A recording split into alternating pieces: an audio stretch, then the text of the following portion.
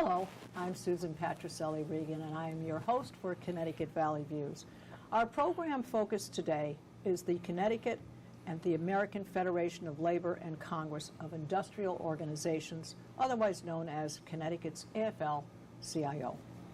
The Connecticut AFL-CIO is a federation of hundreds of local unions representing more than 220,000 members in the private sector, public sector, and building trades. To bring you up to date on the AFL-CIO's status, my guests today are Sal Luciano.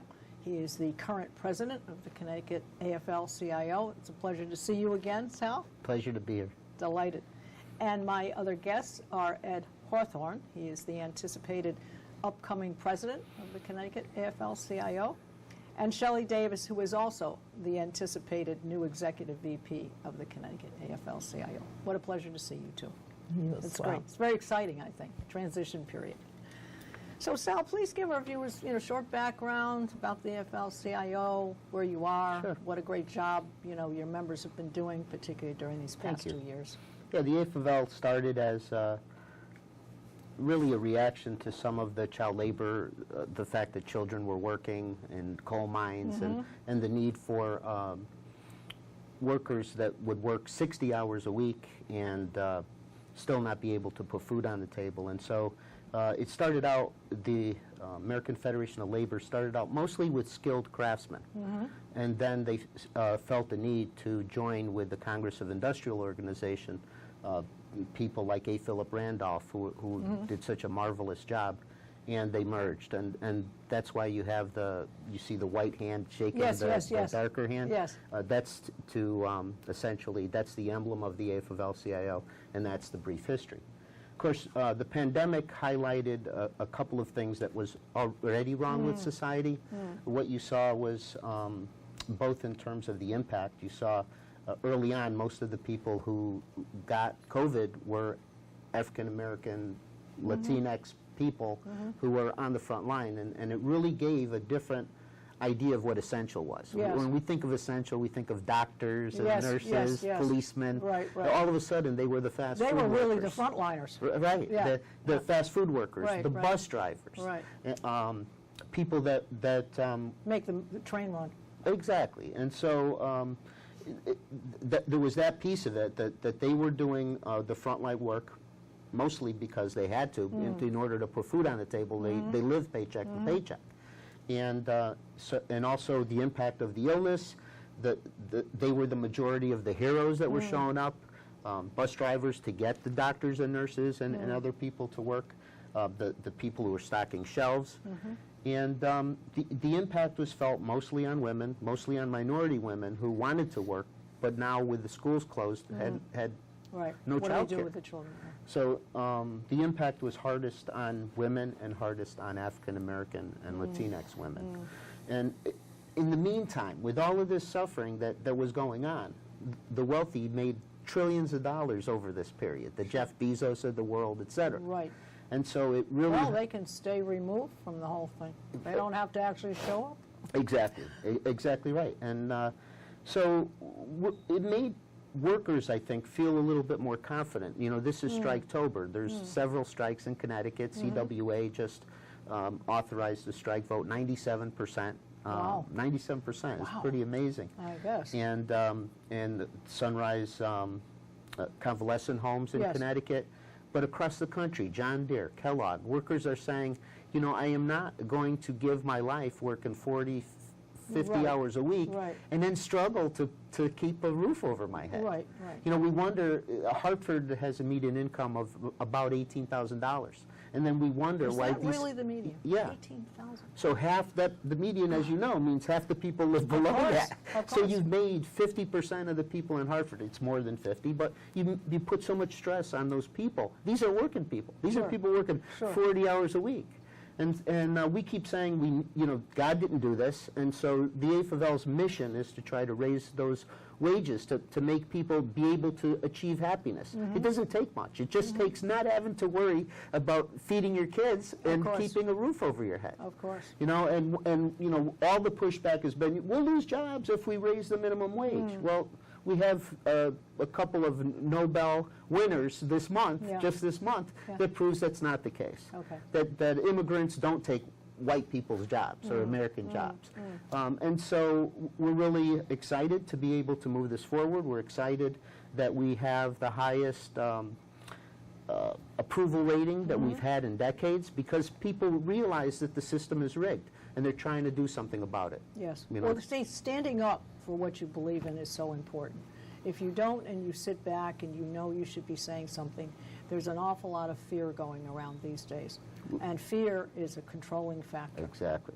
But we saw, you know, the success of UFCW with Stop and Shop, with people bringing donuts and coffee Yes. and trying to support Right, them. right. And we saw it at Dollar General yesterday in Barkhamsted, where the Dollar General workers are trying to unionize and Yes. trying to get better wages and working conditions. Yes. Well, it's, you know, one voice, one page, one for all and all for one. All right, so now during these mandates that are going on currently with the shots and so forth, how has that impacted your workers? I mean, how are they responding to that mandate? I think initially things were slow. When you have a history of African American people knowing things like the Tuskegee Airmen and, Yes, and Helen yes. and Helen Lax and, Right. and all of those things, they are skeptical, and I think they have a right to be skeptical. But they weren't no-vaxxers. They were just, let's see what Can I happens choose? with other people. Yeah, You know, yeah. and so I think almost all of them have come around. There are a few people, because the internet is so crazy. You know, Yes. I've heard people say, I don't want dead baby in me. Yeah, You know, right. I don't want to become Right. infertile. None of Sure. which is, you know, none of which is true. But for those people who like to visit those websites, they truly believe it. Well, there's always going to be an exception, Right. no matter what. And of course, numbers of how many people have died and so forth have gotten confused with actually what did they really die of. They may have had a heart problem to begin with. So I think there is much confusion, and I think what's important is that we don't want the media construing stories and wrapping them around the way they want them to That's go. right. The news media needs to get back to facts. Exactly. And never mind who's on what side of the aisle. Can Right. we just get the information out correctly to people and then let them make their decision? Yeah, for it shouldn't. themselves? Science should not be politicized. No, you need to deal with the facts. Well, now, Shelley, I'd like to know a little bit more about your background, how you got to this spot, how you've decided to take on this new opportunity, this new challenge. Tell us a little bit about yourself. Thank you for the question. I started in 1991. I was a paraeducator in the Hartford Public Schools, where I still currently am. And I got involved in the union. I come from a union background. My parents were in the union. My grandfather was a plumber, so I grew up with that. A great trade skill. Yes, I grew up with that. I became a building rep, then I became the first vice president of the parish union, then I got involved with the labor union and Yeah. AFL, CIO, and AFT, and became divisional vice, and now here I am. Now, as far as your background, I know you said you're inspired by, you know, the background that you have, but early on in your life, what was a personal interest? So we know a little bit Actually- more about you, the person. I was a You like dancer. the garden? I was a dancer. You were a dancer, okay. Well, that's very interesting. Did you hope to become a professional dancer? Well, I did, and I think that's when I had one of my first experiences. The teacher had told me there would never be a Negro ballerina, and so I stopped dancing. Oh. I didn't go home and tell my naysayer. parents. And so when we did Right. get the first Negro ballerina, a black American ballerina, I sat and cried because it meant the world to me. Right. That you can't let people take away your dreams. And so it's another reason why I sit here. See, we each have our American dream as individuals. And then what happens is that personal dream, and I found myself that after having children, it moved away from me personally to caring about what's going on in the world and wanting to take on something to change it. Absolutely. Isn't that right? That's how you get Absolutely. to the bigger picture, because you realize once you have children that your world is much greater than yourself. And you have how many children? 3. You have 3 grown adults. And- Yes. And That have been my inspiration. yeah, well, that's wonderful. So Ed, tell us a little bit of background, please.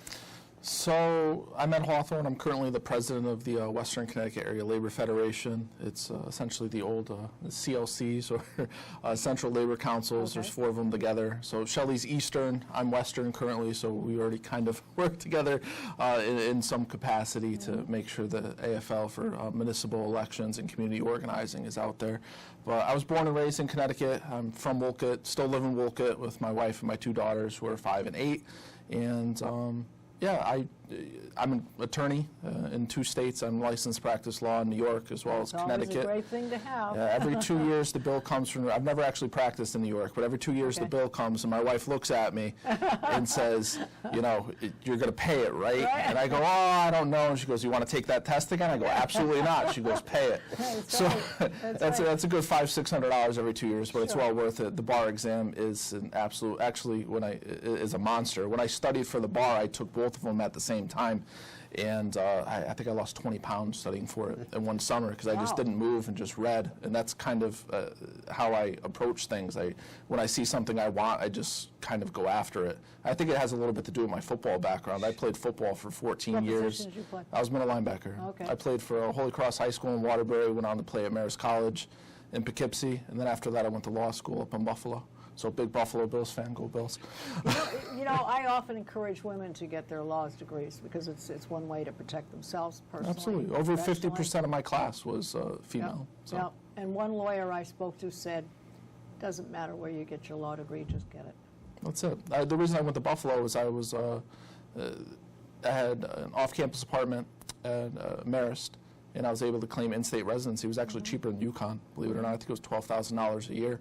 So compared to either going to UConn or even going to Quinnipiac, it was much cheaper. And if you know what the Midwest is like, I had a nice apartment for $900 a month, heat included, garage, cable, the whole thing. Yeah. So it was a different experience living up there, but it was a great experience. It's something that I really look back on with, you know, great pride that I was able to do that. Did anybody inspire you and your family when you were younger to get into law, or where did you get your spark of inspiration? Your desire to serve, I guess. I'd have to say in high school. So I've known my wife since high school. We didn't get together till college, but we were both peer ministers at Holy Cross. Oh. And it really was the giving back to the community and seeing people struggle and seeing people, you know, just want a better life. Yes. And, you know, I come from a union background. Actually, when I went to Marist, I received the Arthur E. Coya Scholarship. It was a few $1,000s a year from the laborers from Lyuna. Okay. So, you know, I've been aware of unions. I've been aware of the great power that unions have because when people band together, we are stronger.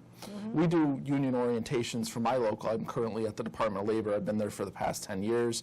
And when we do our new hire orientations, we actually take pencils and we show like the power of one, you can break the pencil. Okay. Put a bunch of pencils together, you can't break the pencil. And that's the way we introduce people to unionization is the power together, you can achieve great things. Yeah. And it's just really, fighting for working people is my dream job. And that's why when I heard Sal was retiring for, how many times now?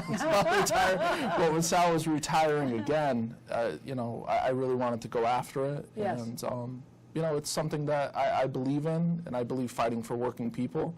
And especially for my generation, being, I call myself an elder millennial, I say I can still talk to you about dial-up, but at 36 years old, when I came out of law school in 2009, there wasn't many jobs.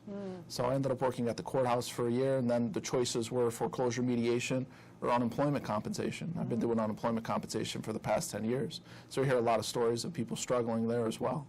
So it's, you know, it's a different experience. And I think I look at things from a little bit of a different angle generationally, because my generation is the first generation that is, well, projected to be worse off than our parents. And people in my generation are really looking for hope. They call us lazy, whatever it may be. For you, your children. Absolutely, my children. And their children's children. Absolutely. I mean, the fact of the matter is that anyone that works for 40 hours a week should be able to put food on the table, should be able to take a family vacation every year and not have to worry, and that's not the world we live in. And, you know, the numbers show that with the decline in unionization over the years, you know, people have become worse off. So, to me, the answer to the American dream is getting that union card and fighting for a better life. Well, I think and I'm going to speak rather candidly about this, and I'm going to come back to you, Sal. I think that many times, I mean, initially the union was because they were on the defense, and that's why the unions, as you said, formed this. But today, lots of times you say the word unions, and it's not looked at very happily. It's confrontational, and you know what they want, and isn't that right? Isn't that right? It's a little bit right, but what they want is what everybody wants. They want to be able to feed their children. They want to be able to not have to worry about having a roof over their head, and they'd like to retire with some dignity. And I think I think we can do that. The AFL has this old saying. The problem isn't that we can't feed the poor. The problem is that the rich are never satisfied. Yes. And so, they say there's no money for education. They say there's no, and yet the tax system is inverted. Yes. The people who are paying the lion's share of the taxes are the same people who are struggling to put a roof over their head and food on the table. Right, right. Well, pretty soon, I think parents, if they're not going to be happy with what's happening in their schools because the DOJ, they're going to unionize themselves. There's going to be a class action suit or something, I don't know. But anyway, all right, so you had on March 24th, 2021, there was an HB 6654, an act establishing a child tax credit against personal income, and there was HB 6443, an act concerning revenue items to implement the governor's budget. How did that all work out? It didn't. The governor has steadfastly protected the wealthy people in the state, which is sad because they're the ones, a famous bank robber was asked why he robbed banks, and he said, well, that's because that's where the money is. And while people are struggling, and for them to pay the lion's share of the taxes, while you have multimillionaires and billionaires who made money during the pandemic, while other people were struggling, while the bus driver didn't have the protective equipment, neither did the school personnel, neither did they actually short-sheeted a lot of people. Yes, and then they had the deputy commissioner of the Department of Health saying that people in the nursing homes wanted to wear the plastic trash bags as PPE, which was totally ridiculous. But that doesn't mean we're going to stop. We're going to continue to push. We think that we cannot have a civil society. We wonder why there's violence. We wonder why there's mental health problems. With these families being so stressed, financially, it doesn't have to be that way. It seems like every time we take a step forward, we take a step back. If they had as long as it's not 3 steps back. Yeah. When they started minimum wage, if they had just indexed that to the consumer price index, it'd be like $27 an hour now, which is much over the $15 and almost a sustainable wage. Right. And so they fixed that, but then they didn't connect it to I see it as keeping up with cost of living. Yes, I mean, it's exactly. much like Social Security. I think there's going to be something like a 5 or 6% increase in Social Security. Exactly right. Okay? They said over 5. So I think what needs to be done is need consideration for that, the cost of living. Now, somewhere it's going to fall on someone's shoulders. If the pay is going to go up, then theoretically the price of whatever that person is selling, a restaurant selling sandwiches, has got to charge more to the consumer. That's true. Somewhere. That is true. But, in San Francisco, the restaurant owners, when they were mandated to provide health insurance for the servers, they actually put out a sheet of paper saying the prices went up 15% because we were forced to provide health insurance to our servers. Yes. And the customers were like, that's great. Yeah. Yeah. So they reacted in a humane way. And the other thing is, it isn't a zero-sum game. When you give people money to spend, they buy more pizzas, they get more haircuts. No, that's quite true. And that revs up the economy. We've seen that just through the $600 additional checks for the unemployed. Right? We've seen the economy doing okay. So we believe what John F. Kennedy said, a rising tide lifts all boats. And now we have a couple of Nobel Prize winners who have proved that scientifically. Well, let's just, for my viewers, because we're going to have viewers who are going to be on both sides, everybody's got their thoughts. Sure. So when we say the wealthy people, okay, but, it isn't tied to one party. No. I mean, the wealthy party, you know, on No. both sides of the aisle. I you know? agree. So we need to, you know, kind of pass the, not No, I- blame, but, you know. We will endorse anybody who wants to fight for working people, be they Republican, Independent, Democrat, you know, the national, that's part of the problem, right? I think the RNC is the corporate donations are like 88%, and for the Democrats, it's 84%. There's almost no difference, you know, and Citizens United, the Supreme Court, made it so that they decided that money is speech, that corporations Yes. are people. Yes. So billionaires have a lot more speech than working people. Yeah. And that's why it's important to band together. Well, I think the majority of people living in Connecticut, all right, we're a Constitution state. And they've always been work hard type people, you know, the land of steady habits and all of that stuff. The major people who are remaining here because the wealthy, if they don't like what's going on here, they don't like the school system, they don't like what's happening to their business or whatever, they just haul up and go to wherever, Texas or Florida or whatever. But those other folks don't have the money to do that. So we're going to end up with the hard-working people of the state, and that's who they're going to have to try. I mean, in other words, that's where the money and the revenue and the economy is going to revolve I understand that, but Yeah. I will posit to you that if you go to Greenwich, you're not going to see lots of unoccupied buildings. You know, they're Lots of there. mansions. They're there because it's cheap. It's cheaper than Yes. Westchester Yes. in terms of taxes. Yes. And it's next to New York City, and there's still many billionaires in New York City, and they're highly taxed. Why are they there? World-class restaurants, world-class education, world-class entertainment. Right, right. But your union workers, they are physically putting in the time where you said there are other people who can work remotely and so forth, and that becomes a segment unto itself. Well, anyway, let's get back here. Shelley, anticipating you as the first black executive VP, and a woman, of course, what is your perspective on being instrumental in changing things, improving things? What's your vision? First, my vision is that it's an honor and it's a humble place to be, to represent people that have been underrepresented, for people that have been in the room and their voices weren't heard, for people that weren't able to be in the room at all, and those that haven't been seen. With that being said, and being a woman as well, it's a whole different issue that women still aren't paid what they should be paid. It says all men are created equal. Didn't say anything about women, especially women of color. Sometimes the best man for the job is a woman. Right. So for me, it's a privilege to do this, but I want it to be understood that I'm going to be here for all people. What I hope I bring to the table is the experience of people that are black, people of color, people that have not been represented, and for them to understand that I do understand a lot of struggles that my white brothers and sisters don't know. What is the greatest struggle? What has been the greatest offense against, let's call it, your culture, your race? What do you feel the most?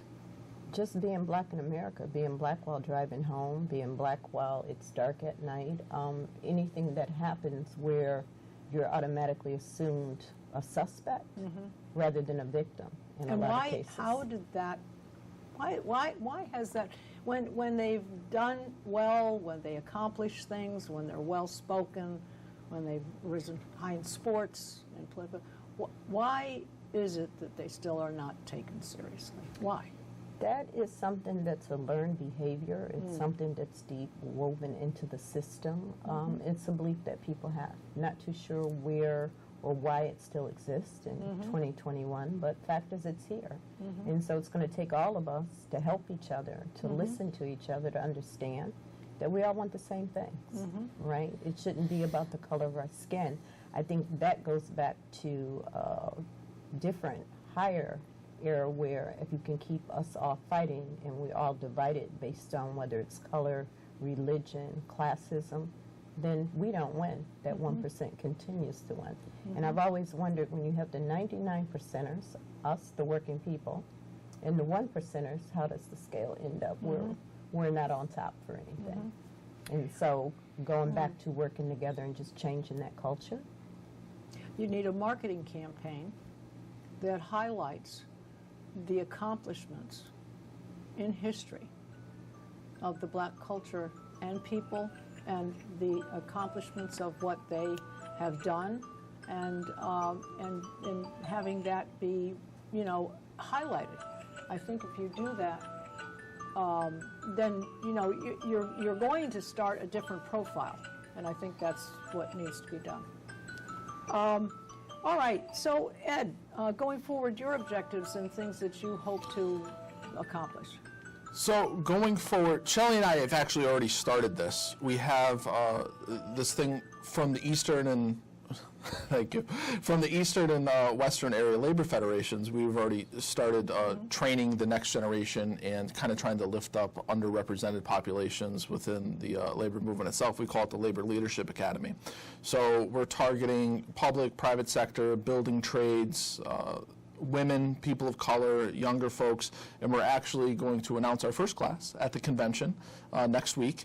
And we have, I believe, 20 or 21 applicants that will be trained by 4 very seasoned veterans of the labor movement, and we're going to put them through a 10-month course varying between classroom work and community-based work, implant them into our labor chapters, and run community-based operations, because our belief is that the community, well, we always say labor is your neighbor. Connecticut is one of the most highly unionized places in the country, the other of which I actually went to law school in Buffalo. So about, you know, around 15–20% of voters are union members in the state of Connecticut. So we really want to get back to the community and teach about what we are all about and how we benefit the community. I mean, some people think that union is a drain on the economy, and we believe it's the exact opposite. We are actually fighting for everyone. So when you said earlier that you know, people look at unions in almost a bad light, I would pose on to you, it's like, how many union members fought for paid family leave? If we don't talk about it, Ed, we can't address it, we can't solve it. So, you know, that's why I bring up the subject. I just want to say that, you know, we're coming to the end of our interview, but I think it's been very enlightening, and particularly during this time when we're doing a transition, Sal, you being such a great leader for so long, and we have 2 wonderful new people who are going to add a lot to this. So I want to give the website so that the viewers can follow through as to what's going on. It is CTAFLCIO.org. And any other contact information you'd like to give, if you could probably email through that, ask questions. Sure. And after the transition next week and the convention, I'm sure it'll be a very exciting time. So I want to thank you again for being my guest today, and appreciate your commentary. And for all of you out there, please see all of our shows on ConnecticutValleyViews.com. This is Susan Patricelli Regan, thanking you for spending time with us today.